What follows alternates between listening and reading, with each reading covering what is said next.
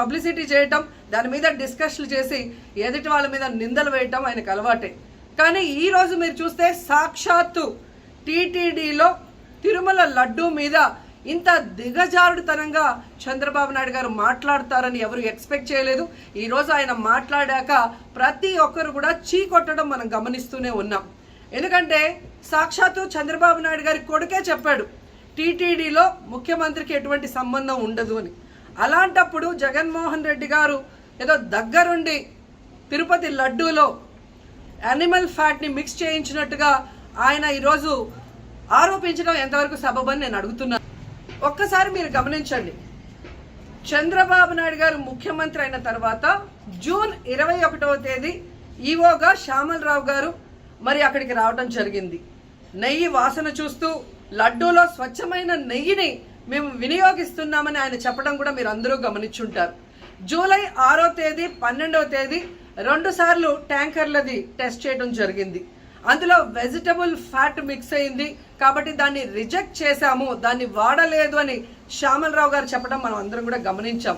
అలాంటిది 2 నెలల తర్వాత ఇప్పుడు చంద్రబాబు నాయుడు టీటీడీకి సంబంధించిన దాన్ని టీడీపీ ఆఫీసులో ప్రెస్ మీట్ పెట్టి ఇలా యానిమల్ ఫ్యాట్ కలిసింది అని ఒక నింద వేసినప్పుడు దాన్ని సమర్థిస్తూ మళ్ళీ శ్యామలరావు గారితో ప్రెషర్ పెట్టి ప్రెస్ మీట్ పెట్టించి ఎలా మాట్లాడిచ్చారో మీ అందరూ కూడా గమనించారు. సాక్షాత్తు నారా లోకేష్ గారే చెప్పారు టీటీడీతో ముఖ్యమంత్రికి సంబంధం లేదు అని. అలాంటప్పుడు జగన్ గారి మీద ఎలా నిందలేస్తారని నేను అడుగుతున్నా. ఈరోజు మీ ప్రభుత్వంలో మీ ఈవో ఉండగా మీరు టెస్టింగ్ చేసిన మిల్క్లో వెజిటబుల్ ఫ్యాటా ఇంకో ఫ్యాటా ఉంటే దానికి బాధ్యత ఎవరు? శ్యామలరావు గారా, లేదా ప్రభుత్వంలో ఉన్న చంద్రబాబు నాయుడు గారా, లేదా ఎవరు టీటీడీ బోర్డులో ఉన్న మెంబర్సా?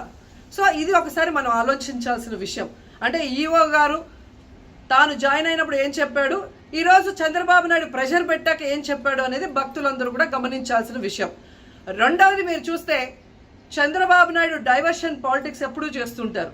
అలాగే ఈరోజు ఆ తిరుమల కొండ మీదకి జగనన్న అధికారంలో ఉన్నప్పుడు మోడీ గారు వచ్చారు, అమిత్ షా గారు వచ్చారు, ఎక్స్ సీజే రమణ గారు వచ్చారు, ప్రెసెంట్ సీజే గారు వచ్చారు.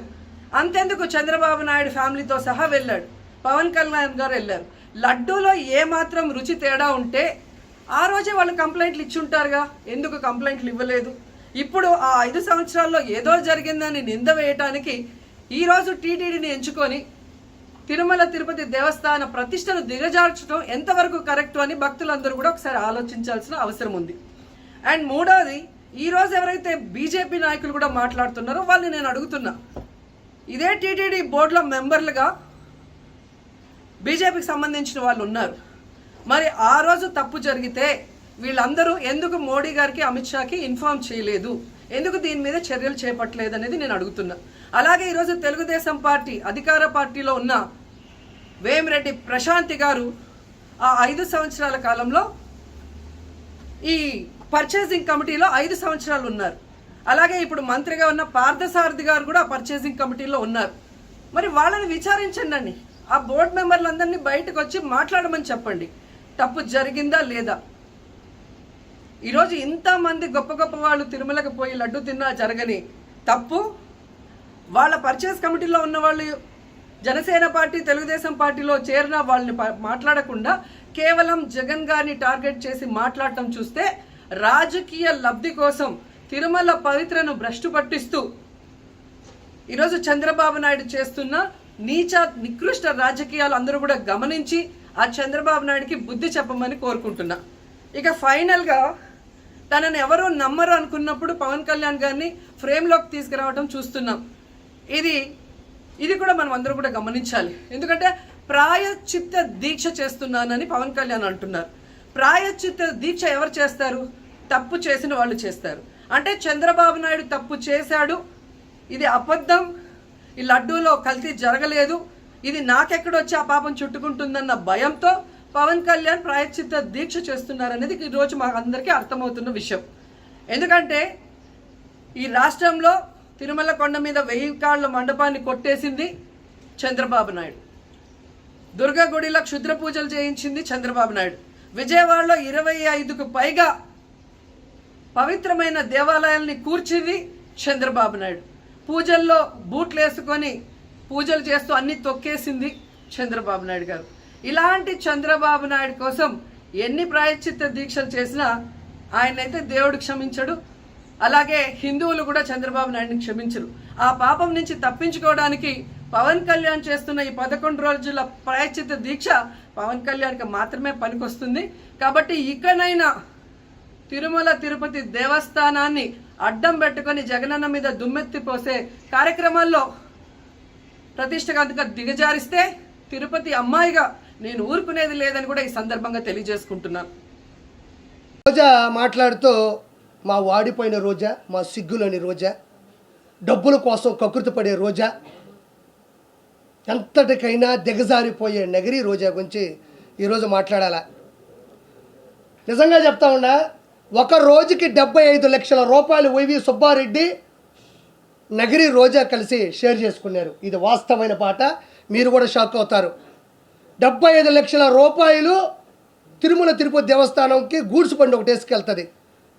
నా అంతటి లేదు తాళ్ళపాక అన్నమయ్య, ఆయన ఎట్టలేడు కింద నుంచి. మీరు అన్నమయ్య సినిమా చూస్తే నాగార్జున గారి క్యారెక్టర్ అది, తర్వాత రోజా క్యారెక్టర్ అది. వెళ్ళి రోజుకి 75 లక్షల రూపాయల వైవి సుబ్బారెడ్డి రోజారెడ్డి ఇద్దరు కలిసి పంచుకున్నారు. ఆ తర్వాత ఈ మనిషి ఏది పేపర్లో రాసిస్తే అదే చూసి చదవడం అనేది రోజాకి బాగా అవసరం. నిన్న కూడా మాట్లాడుతూ ఉంది, నేను ఒక తిరుపతి అమ్మాయిగా అనింది. మా అమ్మ వయసు ఉంటుంది ఆవిడికి, మా అమ్మ వయసు రోజాకు ఉంటుంది, తిరుపతి అమ్మాయి అంట. ఇంకా మీకు వయస్సులు కావాలా, నాజూకుతనాలు కావాలా? ఇదేమి కర్మ ఇది? ఇప్పుడు ఒకరిని ఆంటీ అంటాం, ఒకరిని అమ్మాయి అంటాం, ఒకరిని చిన్న పిల్ల అంటాం, ఇంకొకరి వృద్ధురాలు అంటాం, వృద్ధాప్యం అంటాం, వయసుకు వచ్చింది అంటాం. ఇది మామూలుగా మనం మాట్లాడే మాటలు. ఈవిడ అమ్మాయి అంట. మా అమ్మ వయసు ఉంటుంది 2 సంవత్సరాలు, మా అమ్మ కన్నా పెద్ద ఉంటావు నువ్వు. ఓబరకాయ మొహం వేసుకొని నేను తిరుపతి అమ్మాయిని అంటే, తిరుపతి అమ్మాయి అనేది ఏమన్నా ప్రొఫెషనలా? అది ఏమన్నా కోర్సా? నువ్వు అమ్మాయి అని చెప్పడం వల్ల నువ్వు సంపాదించిన 3,000 కోట్ల రూపాయలు ఏమన్నా నిలవన కనబడకుండా పోతాయా? లేకపోతే ఈరోజు ఇష్యూ వచ్చిన తర్వాత నువ్వు అమ్మాయి అని గుర్తుకొచ్చిందా? నువ్వు ఏ రోజైనా ఓకే నగిరి రోజా అమ్మాయి నేను ఒప్పుకుంటున్నా. ఏ రోజైనా నీ అమ్మాయి అనే దాంట్లో ఆడతనం జనాలకు అర్థమైందా? నువ్వు ఆడ మనిషిలా ఏ రోజైనా మాట్లాడినావా? ఒక ఆడ మనిషి ఎలా అనుకోగా ఉండాలో, ఎలా నెమ్మదిగా ఉండాలో, ఎంత స్థిరత్వంగా ఉండాలో, ఎంత నిశ్చలతనంతో ఉండాలో రోజా ఏ రోజైనా ఆంధ్రప్రదేశ్ కానీ ఉభయ రాష్ట్రాల్లో నగిరి కావచ్చు, చంద్రగిరి కావచ్చు, ఎక్కడ నిలబడినా కూడా పవన్ కళ్యాణ్ గారిని పట్టుకొని గాడిద. ఒక ఆడపిల్లకు ఉండేటువంటి అనుకువ నువ్వు ఎవరికైనా ఇన్స్పిరేషన్గా ప్రపంచం. నిన్ను నేను తిట్టిన ప్రతిసారి చూస్తా కింద ఒక్క బ్యాడ్ కామెంట్ నా మీద ఉండదు. ఇది నీ బతుకు. రోజా గురించి విమర్శించిన ప్రతిసారి, రోజాని నేను ఎదిరించిన ప్రతిసారి కోట్ల మంది చూస్తున్నారు. ఎందుకంటే నిన్ను తిట్టడం వాళ్ళకి ఇష్టమేమో, నిన్ను ప్రశ్నించడం వాళ్ళకి ఇష్టమేమో, నిన్ను నిలదీయడం నీకు వాళ్ళకి అంత ప్రేమేమో. మరి నన్ను తిట్టాలగా? ఏమయ్యార్పి ఆవిడ ఎందుకు తిడతావు? మాకు ఇన్స్పిరేషను, గౌరవనీయులు, మా మాజీ మంత్రివర్యులు, ఆ మనిషి మంచిదని ఒక్కరు కూడా చెప్పరు. హైలైట్ ఏంటంటే మీ ఇంట్లో ఉండేవాళ్ళు కూడా కామెంట్ పెట్టరు కింద. అంటే మీ ఇంట్లో వాళ్ళకి నచ్చక ఒక అమ్మాయి అంటున్నావే, ఒక ఆడతనం ఉందా నీకు? అడవితనం ఉంది నీకు. మృగజాతివి నువ్వు. మృగంలా ప్రవర్తిస్తావు. డబ్బులు అకౌంట్లో పడితే అన్నదమ్ములు అక్కడ ఇక్కడ మోసం చేస్తే వచ్చే డబ్బులతో 3,000 కోట్ల నుంచి 5,000 కోట్లు ఈరోజు సంపాదించింది నగరి రోజా. ఆ డబ్బులు నగరికి పెట్టుంటే మహానగరం అయి ఉండేది ఈరోజు. ఎందుకు చేసావు ఈ పద్ధతులు? మళ్ళీ ఇంకో నేను ఈరోజే చెప్తున్నా, ఈ మనిషికి అన్నీ తెలుసు. లడ్డులో ఉండేటువంటి కొవ్వు పదార్థాలకు సంబంధించినటువంటి 15% రోజా తీసుకుంది. ఇది వాస్తవం. వాస్తవం కాకపోతే రోజాని డిబేట్కి రమ్మనండి, లేకపోతే నా ముందుకు వచ్చి మాట్లాడమనండి. నేను చాలాసార్లు చెప్పానన్నా, రోజా చేసిన అక్రమాలు చెప్పా. ఎక్కడైనా గుర్తుపెట్టుకోండి, నేను ఇది చెయ్యలేదు అని ఒక స్టేట్మెంట్ ఇచ్చిందా?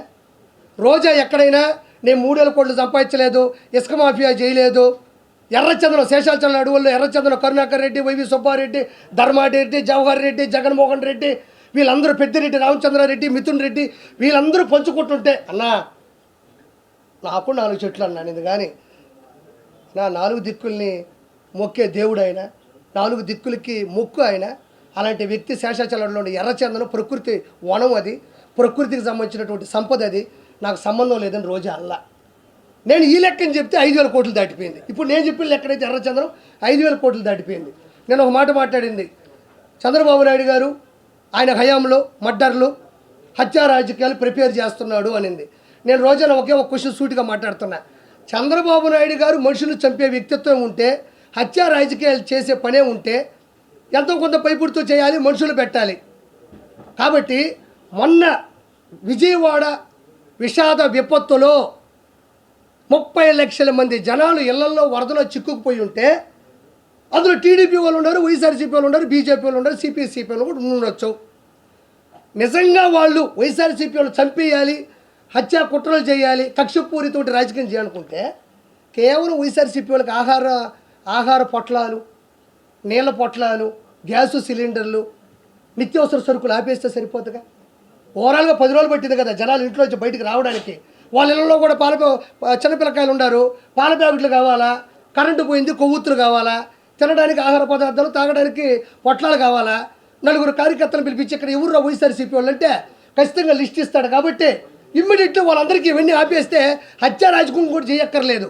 వాళ్ళ పాటు గోళ్ళే పోతారు కదా, ఆకలితో దప్పికలతో అలమటించిపోయి కుంగి కృషించి నశించిపోతారు కదా. 10-15 రోజులు ఎవరూ బతకలేరు. అందులో గాలి కూడా ఆడని ఊపిరన్న పరిస్థితుల్లో చంద్రబాబు నాయుడు గారు వైఎస్ఆర్సీపీ వాళ్ళు ఈ వరదల్లో ఎవరు చిక్కుకో ఉన్నారని జస్ట్ డేటా తీసుకుంటే చాలు. హత్యా రాజకీయాలు చేయాల్సిన అవసరం చంద్రబాబు నాయుడు గారికి ఎందుకు? జస్ట్ వరదల్లో కొట్టుకుపోతారు, లేకపోతే ఇళ్లలోనే చచ్చిపోతారు. పోనీ చంద్రబాబు నాయుడు గారు పెద్ద మనసుతో ఎన్ని చేశాడు.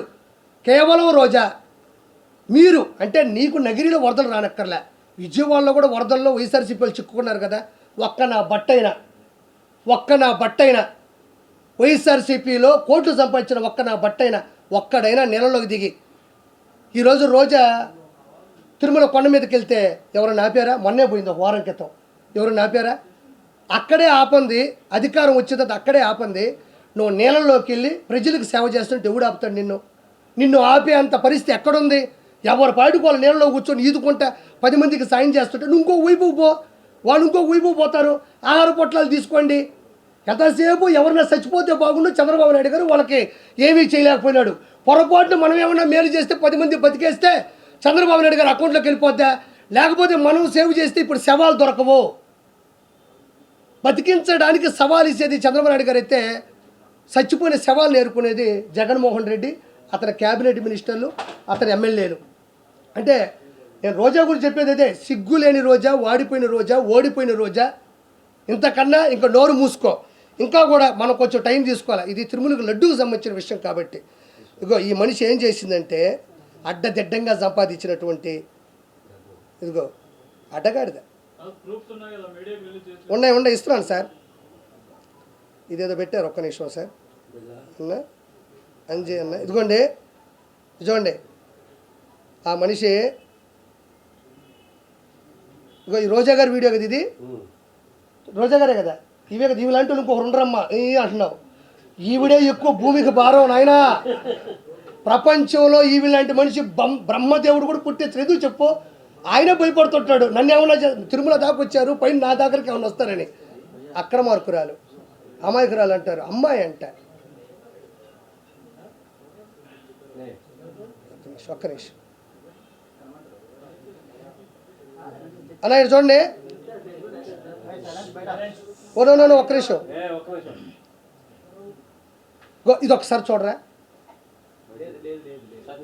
ఒక్క నిమిషం ఇది పెట్టి బాబాయ్, ఒక్క నిమిషం. మొదట ఈవిడ పెట్టింది ఏంటంటే తిరుమల లడ్డు ముమ్మాటికి టీడీపీ కుట్ర. హైలైట్ ఏం తెలుసా? భగవంతుడు హింట్లు ఇచ్చేస్తూనే ఉంటాడు. చూడు, తిరుమల లడ్డు ముమ్మాటికి టీడీపీ కుట్ర అని పెట్టి పోలింగ్ పెట్టిందమ్మా. అవును కాదు అని పెట్టింది. పెట్టిన తాగుంటుంది ఖచ్చితంగా. రోజా ఇది పెట్టినప్పుడు తాగింది మా అమ్మ మీదొట్టు, నాకు తెలుసు కాబట్టి మీకు దండం పెడతా. రోజా ఇది పెట్టినప్పుడు తాగింది. ఎందుకంటే మనం చేసిన అక్రమాలు 164 సీట్లు కూటమికి ఇచ్చి ఓటమైనా ఇంత ధైర్యంగా ఇది పెట్టిందంటే దిక్కుమాల ముందు ఏదో తాగింది. తాగకపోతే అంత నిషాలో తప్ప ఇది పెట్టలేమన్నాము. అమ్మ మీద ఒట్టే చెప్తున్నా, నిషాలో ఉంది కాబట్టి ఇది పెట్టింది. కానీ ఎవరూ డేర్ చేయలేకపోయినారు దీన్ని. అంటే తిరుమల లడ్డు టీడీపీ కుట్రాన్ని పెట్టగలిందంటే తాగుంది. ఒక్క నిమిషం అనే లైవ్ అయినా పర్లేదు, జనాలకు కావాల్సింది నిజాలు కాబట్టి. ఇగో తిరుమల లడ్డు మమ్మాడి కుట్ర చూడండి.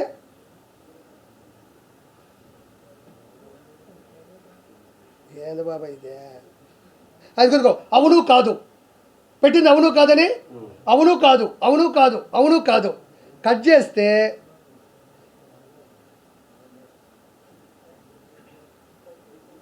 ఇది అవును కాదని పెట్టింది కదా, ఇటు చూడండి, ఇక్కడ కాదు మీద కొడితే అవును అని వస్తుంది చూడండి.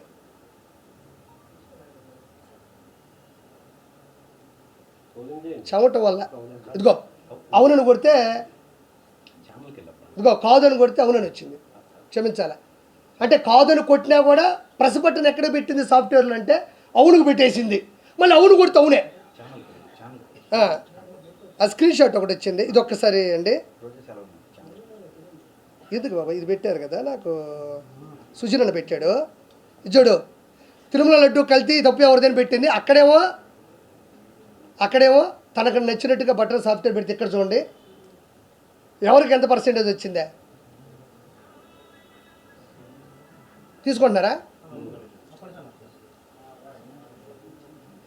ఒకసారి చూడండి, ఎందుకంటే మనకైతే అర్థమవుతుంది అన్న. కొంతమంది పాపం ఊర్లలో ఉంటారు, ఊర్లు అంటారు మా జగన్ చాలా మంచోడు, ఇటు అంటారు మా జగన్ చాలా మంచోడు, చాలా అమాయకుడు అంటుంటారు.